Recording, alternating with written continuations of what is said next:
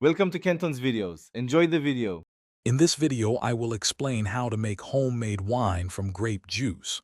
First, gather your essential winemaking equipment, including a 5-gallon carboy, an airlock, and a fermentation bucket. Next, choose 4 to 5 gallons of 100% pure grape juice, ensuring it contains no preservatives like potassium sorbate. Finally, meticulously sanitize all your equipment using a food-grade sanitizer solution to prevent contamination and ensure a clean fermentation. Once your juice is in the fermentation bucket, it's time to introduce the magic ingredient, wine yeast. Add 1 packet of wine yeast along with a yeast nutrient to kickstart the process.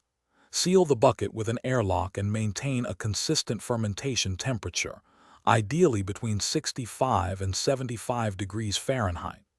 You'll see active bubbling in the airlock, indicating fermentation is underway, typically for 7 to 14 days.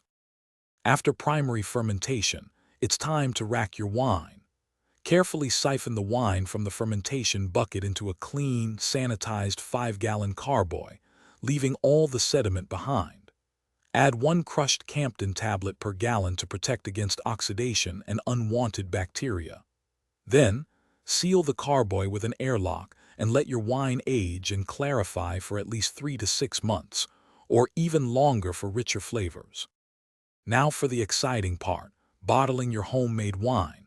Ensure all your wine bottles and siphoning equipment are perfectly sanitized. Carefully siphon the clear, aged wine into your bottles, leaving about 1 inch of headspace at the top. For an excellent reading experience while you wait for your wine to mature, check out the new Kindle Paperwhite. You can find a link to it and other great deals in the description below.